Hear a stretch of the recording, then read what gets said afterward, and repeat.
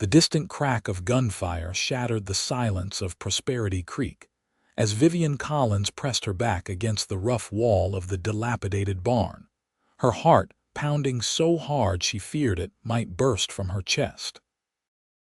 Arizona Territory, 1875, was no place for a woman alone, especially one running from a past as dark as hers. "They're coming," she whispered to herself, clutching the small satchel containing her only possessions. 3 days she'd been on the run from her late husband's brother, a man whose cruelty surpassed even that of her deceased spouse. Elijah Blackburn had made it clear either she'd become his wife, or he'd make sure she never became anyone's.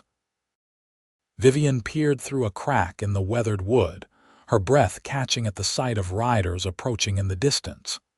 With trembling fingers, she touched the fading bruise on her cheek, a parting gift from Elijah before she'd managed to escape in the night. The distant rumble of hooves grew louder, and panic seized her. She needed to run, to find somewhere anywhere else to hide. As she turned to flee deeper into the barn, the door swung open. Vivian stumbled backward, falling against a stack of hay. A scream lodged in her throat as a tall figure filled the doorway, silhouetted against the setting sun. "Madam, you all right in here?" The voice was deep but gentle, nothing like Elijah's whiskey-rough snarl. The man stepped inside, and as her eyes adjusted, she saw him clearly, tall and broad-shouldered, with sun-browned skin and eyes as blue as the Arizona sky. A cowboy, dressed in worn denim and leather, a Stetson in his hands. "Please," Vivian whispered, "there are men coming. Bad men. If they find me—" She couldn't finish the sentence. The cowboy glanced toward the door, then back at her. Without a word, he closed the barn door and moved toward her with purposeful strides. "Name's Wade Morgan," he said, offering her a calloused hand, "and you look like you could use some help." Vivian hesitated, then placed her trembling hand in his. "Vivian Collins." "And yes, Mr. Morgan, I believe I do." From outside came the sound of approaching riders. Wade's expression hardened as he pulled Vivian deeper into the shadows of the barn. "Stay behind me," he whispered. Not a sound. 3 men dismounted outside, their voices carrying through the thin walls. Vivian recognized Elijah's voice instantly, and her blood ran cold. "She came this way, I'm sure of it," Elijah growled. "The station master said he saw a woman matching her description heading west." "This is Morgan land," another man said. "We should be careful." "I don't give a damn whose land it is," Elijah spat. "That woman belongs to me, and I aim to collect what's mine." Wade's jaw tightened as he glanced down at Vivian, noting the fear in her eyes and the fading bruise on her cheek. His hand moved to the revolver at his hip. "Stay here," he whispered, guiding her behind a stack of hay bales. Before she could protest, he strode toward the door, adjusting his hat.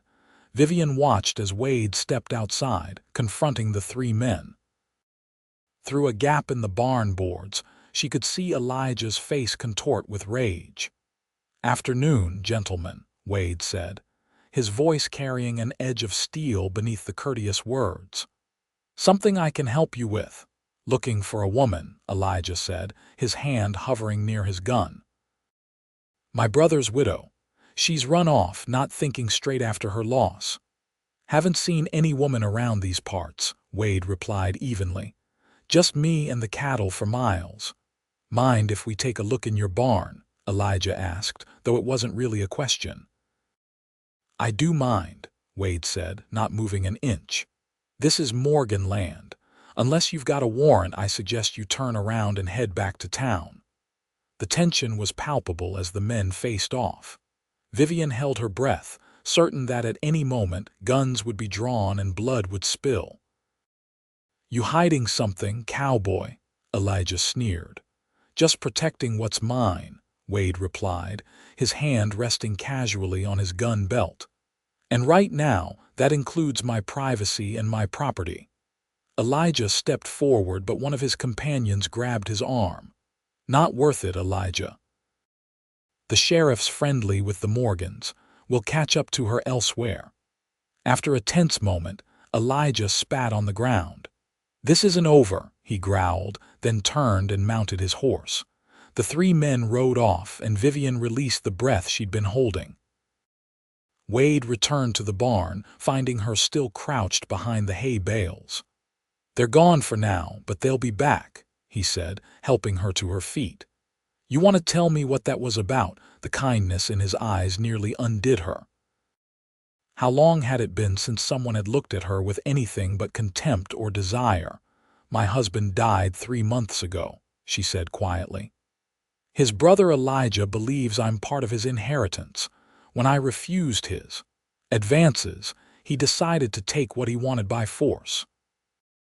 She gestured vaguely to her bruised face. "I escaped before he could." Wade's expression darkened. "No woman should fear a man that way," he said. "My ranch house is just over that ridge. You'll be safe there tonight." Vivian hesitated. "I can't impose, it's not an imposition," Wade interrupted gently. "It's the right thing to do." As the sun sank behind the mountains, Wade led Vivian to his ranch house, a sturdy structure of logs and stone. A woman in her 50s greeted them at the door. "Mrs. Holloway, this is Miss Collins," Wade said. "She'll be staying with us for a while. Can you prepare the guest room?" Mrs. Holloway, the housekeeper, nodded without question and bustled off to prepare a room. "You're safe here," Wade assured her. "The Morgan Ranch is well respected in these parts. Even Blackburn and his thugs won't dare to trespass openly." That night, for the first time in months, Vivian slept without fear, knowing that strong walls and a stronger man stood between her and danger. The next morning, Wade found her on the porch, watching the sunrise paint the desert in hues of gold and crimson. "Sleep well?" he asked, offering her a cup of coffee. "Better than I have in years," she admitted, accepting the cup gratefully. "Mr. Morgan, I can't thank you enough, but I should move on. I don't want to bring trouble to your door." Wade leaned against the porch railing. "Where would you go?" The question hung between them. Vivian had no answer. "Stay," Wade said simply. "At least until we figure out a more permanent solution. The ranch is large, and Mrs. Holloway could use the help." Vivian looked up at him, studying his face for any sign of ulterior motives, but found only genuine concern. Slowly, she nodded. "All right, just until I figure out what to do next." Days turned into weeks as Vivian settled into life at the Morgan Ranch. She helped Mrs. Holloway with the cooking and cleaning, learned to gather eggs from the ornery hens, and even began to assist with the bookkeeping, putting to use the education her father had insisted upon before his passing. Wade watched her transformation with quiet admiration.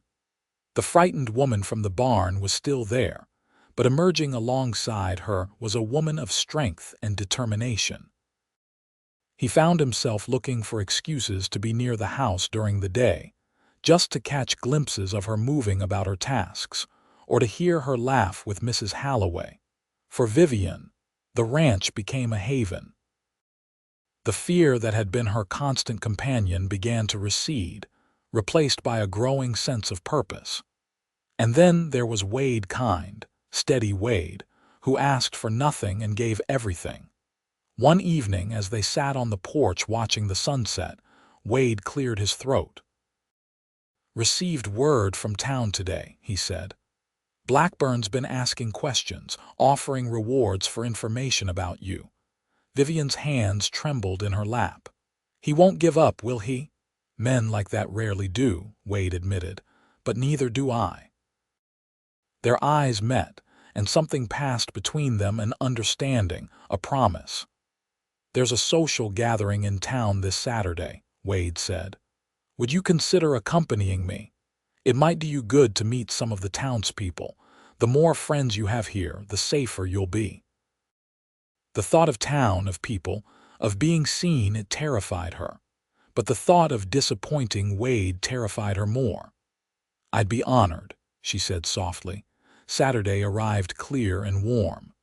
Vivian wore her best dress, a simple blue cotton that Mrs. Halloway had altered to fit her slender frame.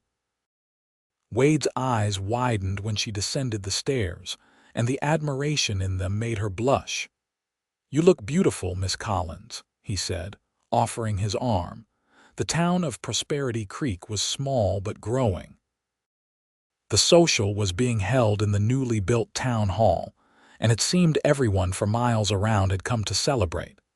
Music, laughter, and the scent of good food filled the air. Wade introduced Vivian to so many people she lost track of names, but everyone was welcoming. For the first time since arriving in Arizona, she felt a sense of belonging. "Wade Morgan, bringing a lady friend. Never thought I'd see the day," teased Sheriff Thomas as he shook Vivian's hand. "This man's been married to his ranch for so long, we thought he'd never notice the fairer sex." Wade smiled good-naturedly. "Even a blind man would notice Miss Collins, Sheriff." As the evening progressed, Wade led Vivian to the dance floor. She hesitated. Dancing had never been allowed in her husband's house, but the gentle pressure of Wade's hand on hers gave her courage. "I'm afraid I'm not very good at this," she admitted as he placed a hand at her waist. "Neither am I," he confessed with a smile. "We can be terrible together." But they weren't terrible. They moved together as if they'd been dancing for years, finding a rhythm that seemed to come from somewhere deep inside them both. Vivian found herself lost in the blue of Wade's eyes, in the strength of his arms, in the way he held her firmly but gently, as if she were precious but not fragile. The spell was broken by a commotion at the entrance. Vivian's heart stopped as Elijah Blackburn pushed his way through the crowd, his eyes scanning the room until they locked on hers. "There you are, dear sister-in-law," he called out, his voice silencing the music and conversation. "How kind of you to join our little community." Wade stepped in front of Vivian protectively. "Blackburn, this is neither the time nor the place." "I disagree," Elijah said, swaying slightly. He'd clearly been drinking. "When a man's property goes missing, any time is the right time to reclaim it." The sheriff pushed through the crowd. "That's enough, Blackburn. You're disturbing the peace." "She's my brother's widow," Elijah insisted. "By rights, she should be under my protection." "I'm under no one's protection but my own," Vivian said, finding her voice as she stepped out from behind Wade. "And I am certainly not your property." A murmur ran through the crowd. Women didn't speak that way to men, especially not in public. "You heard the lady," Wade said, his voice dangerously soft. "Now I suggest you leave before you embarrass yourself further." Elijah's hand moved to his gun, but the sheriff was faster, his own weapon already drawn. "Don't do something you'll regret, Blackburn. Leave now, sleep it off, and we'll forget this happened." For a tense moment, it seemed Elijah might draw anyway, but finally he sneered and backed toward the door. "This isn't over," he said, his eyes locked on Vivian. "Not by a long shot." As he left, the crowd erupted in whispers. Wade placed a protective arm around Vivian's shoulders. "I think it's time we headed home," he said quietly. The ride back to the ranch was silent, the joy of the evening shattered by Elijah's appearance. When they arrived, Wade helped Vivian down from the wagon, his hands lingering at her waist. "I'm sorry," he said. "I thought it would be good for you to get out to meet people. I never expected him to show up." "It's not your fault," Vivian assured him. "And until that moment, it was the most wonderful evening I've had in years." They stood close in the moonlight, neither wanting to move away. Finally, Wade cleared his throat. "We should get inside. It's getting cold." But it wasn't cold, not with the way they looked at each other, not with the warmth that spread through Vivian's chest whenever Wade was near. That night, Vivian couldn't sleep. The confrontation with Elijah had shaken her more than she wanted to admit. What if he came to the ranch? What if he hurt Wade or Mrs. Halloway trying to get to her? She was still awake when she heard the riders approaching. Panic seized her as she threw on a robe and ran to the window. In the moonlight, she could see 3 men approaching the house. Without thinking, she ran to Wade's room, knocking frantically. He opened the door instantly, as if he'd been waiting for her, already dressed with his gun belt buckled around his hips. "They're here," she gasped. Wade nodded grimly. "Stay inside, away from the windows. I'll handle this." Before she could protest, he was striding toward the front door, pulling it open before Elijah could even knock. "That's far enough, Blackburn," Wade called out, his voice carrying in the night air. From inside, Vivian could hear the confrontation unfolding on the front porch. "Hand over the woman, Morgan," Elijah demanded. "She belongs with family." "She doesn't belong to anyone," Wade replied, "and she's made her choice clear." "Then I'll take her by force," Elijah snarled. The sound of a gun being cocked echoed through the night. "You're trespassing on my property, threatening my household," Wade said evenly. "The law would be on my side if I put a bullet in you right now." Silence fell, heavy and tense. "This isn't over, Morgan," Elijah finally said. "One way or another, she'll be coming with me." "Not while I draw breath," Wade replied. The sound of horses retreating told Vivian the immediate danger had passed. Wade returned inside, finding her in the hallway, her face pale with fear. "They're gone," he assured her, holstering his gun. "But they'll be back." "I can't stay here," Vivian said, her voice breaking. "I've put you in danger. I need to leave to go somewhere he can't find me." Wade stepped closer, his eyes intense in the dim lamplight. "There's another option," he said quietly. "One that would make it clear to everyone, including Blackburn, that you're under my protection permanently." Vivian's heart skipped a beat. "What are you suggesting?" "Marriage," Wade said simply. "As my wife, you'd have the full protection of my name, my property, and my gun if necessary. No one would question your place here." Vivian stared at him, shocked by the proposal. "You can't be serious. We barely know each other." "I know enough," Wade said, his voice gentle. "I know you're brave and kind. I know you work hard and never complain. I know your laugh makes something inside me feel whole for the first time in years." He took her hand. "I'm not asking for love, Vivian. I'm offering safety, protection, and respect. Anything else that might develop between us would be a blessing, but not an expectation." Tears filled Vivian's eyes. "And what do I offer in return?" "Your presence," he said simply. "These past weeks you've brought light back to this house. That's more than enough for me." Vivian looked into his eyes, searching for any sign of deception or hidden motives, but found only sincerity. Slowly, she nodded. "Yes," she whispered. "I'll marry you." The relief and joy that crossed Wade's face surprised her. He lifted her hand to his lips, pressing a gentle kiss to her knuckles. "We'll ride into town first thing tomorrow, speak to the preacher." Word spread quickly through Prosperity Creek that Wade Morgan was to marry the mysterious Vivian Collins. Some whispered that it was scandalous, a hasty union born of impropriety. Others, who had seen them together at the social, nodded knowingly. It was clear to anyone with eyes that the stoic rancher had found something special in the quiet young woman. The ceremony was held 2 days later in the small church in town.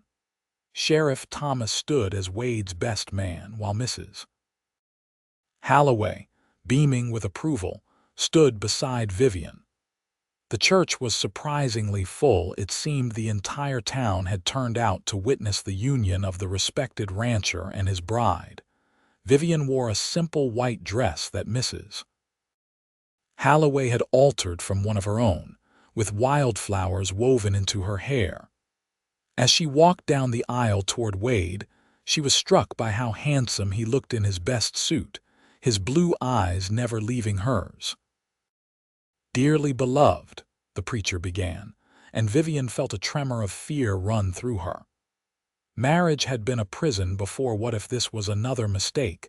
As if sensing her thoughts, Wade reached for her hand, his touch gentle and reassuring. Vivian looked up into his eyes and saw not possession or triumph, but something tender and protective. Yet when the preacher asked her to repeat her vows, Vivian's voice trembled, and tears gathered in her eyes, not tears of joy, but of lingering fear. The memories of her first marriage, of the pain and humiliation, threatened to overwhelm her. Wade noticed. Of course he noticed. When it came time for him to speak his vows, he deviated from the traditional words, his voice clear and strong as he looked directly into her eyes. "I, Wade Morgan, take you, Vivian Collins, to be my lawful wedded wife. I promise to respect you, to protect you, and to be worthy of the trust you've placed in me. You will be my partner, not my possession, my equal, not my subordinate." He squeezed her hands gently. "And I swear to you, Vivian, no one will hurt you again, not while I draw breath." The simple sincerity of his words broke something open inside her. Tears flowed freely down Vivian's cheeks as she completed her vows, her voice growing stronger with each word. When the preacher pronounced them husband and wife, Wade leaned down to place the gentlest of kisses on her lips, a promise, not a claim. The wedding celebration at the Morgan Ranch lasted well into the evening, with neighbors and townspeople offering congratulations and well wishes. Vivian found herself welcomed into the community, no longer a stranger but Mrs. Morgan, wife of one of the most respected men in the county.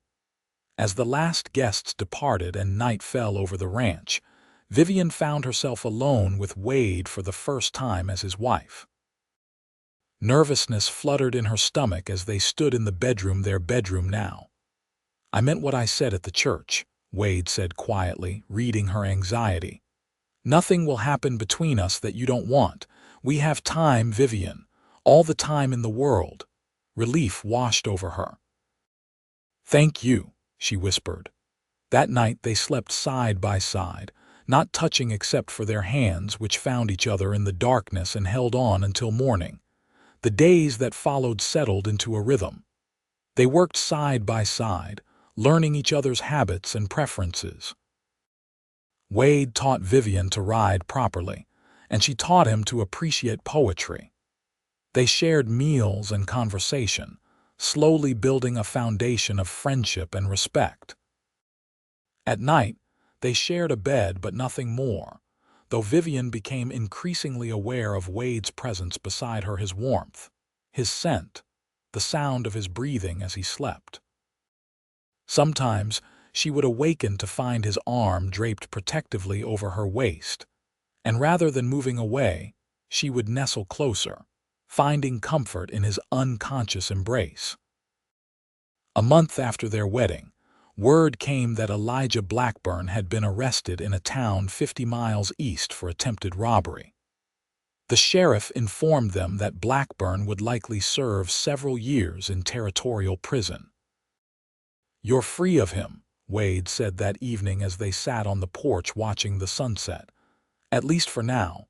Vivian nodded, but a question nagged at her. "Does this change things between us?" she asked hesitantly. "Our arrangement was for protection, if I no longer need protecting." Wade turned to her, his expression serious. "Vivian, I didn't marry you just to protect you from Blackburn. I married you because in the short time I'd known you, you'd become precious to me." He took her hand. "The question is, now that you're truly free to choose, would you still choose me?" Vivian looked at the man beside her, this good, honorable man who had never asked for more than she could give, who had shown her what respect and kindness truly meant. "Yes," she said, her voice sure. "I would choose you again, Wade Morgan, not out of fear or necessity, but because of who you are." Something shifted in Wade's eyes, a hunger held carefully in check. "May I kiss you, Vivian? Not as a duty or a right, but because I want to, more than I've wanted anything in a very long time." Instead of answering, Vivian leaned forward, pressing her lips to his in a kiss that began tentatively but quickly deepened into something more. Wade's arms came around her, pulling her closer, but still gentle, still giving her space to retreat if she wished. But retreat was the furthest thing from Vivian's mind as she wound her arms around his neck, discovering a desire she'd never known existed within her. When they finally broke apart, both breathing heavily, Wade rested his forehead against hers. "I think I'm falling in love with you, Mrs. Morgan," he whispered. Tears pricked Vivian's eyes. "I think I've already fallen, Mr. Morgan." That night, when they retired to their bedroom, there was a new awareness between them, a tension sweet with anticipation. As Wade moved to his side of the bed, Vivian caught his hand. "Tonight," she said softly, "I don't want to sleep beside my husband. I want to be with him, truly with him." Wade's eyes darkened with desire, but he searched her face carefully. "Are you certain?" In answer, Vivian reached up to touch his face, drawing him down for a kiss that left no doubt as to her certainty. And in the sanctuary of their bedroom, they discovered each other fully for the first time, not as protector and protected, but as equals, as partners, as husband and wife in every sense. Later, as they lay entwined in the moonlight filtering through the curtains, Vivian traced the contours of Wade's face with gentle fingers. "I never thought I could feel this way," she admitted. "After my first marriage, I thought that part of me was dead." Wade caught her hand, pressing a kiss to her palm. "Sometimes the things we think are dead are just dormant, waiting for the right moment to bloom again." Winter came to Prosperity Creek, blanketing the desert in a rare snowfall. The Morgan Ranch, once a place of solitude for a lonely rancher, was now filled with warmth and laughter. Vivian had transformed from a frightened fugitive into a confident ranch wife, respected in town and adored by her husband. On Christmas Eve, as they sat before the fire in their home, Wade presented Vivian with a small package. "What's this?" she asked, carefully unwrapping the paper to reveal a silver locket. "Open it," Wade encouraged. Inside was a tiny portrait of the two of them, taken in town by a traveling photographer. On the opposite side was an inscription, "No longer afraid, forever loved." Tears filled Vivian's eyes as Wade fastened the locket around her neck. "It's beautiful," she whispered. "I have a gift for you too," she said, taking his hand and placing it gently on her stomach. "But it won't arrive until summer." Wade's eyes widened as understanding dawned. "A baby. We're having a baby." Vivian nodded, laughing as Wade swept her into his arms, spinning her around the room before setting her down carefully as if she might break. "Are you happy?" she asked, suddenly uncertain. Wade cradled her face in his hands. "Happier than I ever thought possible," he said, his voice thick with emotion. "You've given me everything, Vivian. A home, a family, a future. And you've given me a life I never dared to dream of," she replied, "one without fear." As spring returned to the desert, bringing with it a riot of wildflowers and the promise of new life, Vivian often thought back to that fearful day in the barn when fate had brought Wade Morgan into her life. She had married him with fear in her eyes, a desperate gamble for protection. Now, as she watched him working with the horses from the porch, her hand resting on her growing belly, she knew that what had begun as an arrangement had blossomed into the deepest love she had ever known. Wade looked up, sensing her gaze, and smiled that same smile that had first given her hope in a world that had shown her only cruelty. He set down his tools and walked toward her, taking her in his arms as naturally as breathing. "Happy?" he asked, pressing a kiss to her forehead. "Completely," she replied, leaning into his embrace. "You kept your promise, you know." "Which one?" "No one has hurt me again, not since the day I became yours." Wade's arms tightened around her. "And no one ever will," he vowed. "Not while I draw breath." In the warm spring sunshine, surrounded by the life they had built together, Vivian knew it was a promise that would never be broken. What had begun in fear had transformed into something beautiful, a love born of respect and kindness, growing stronger with each passing day, a testament to the healing power of true love in the wild, untamed heart of the West.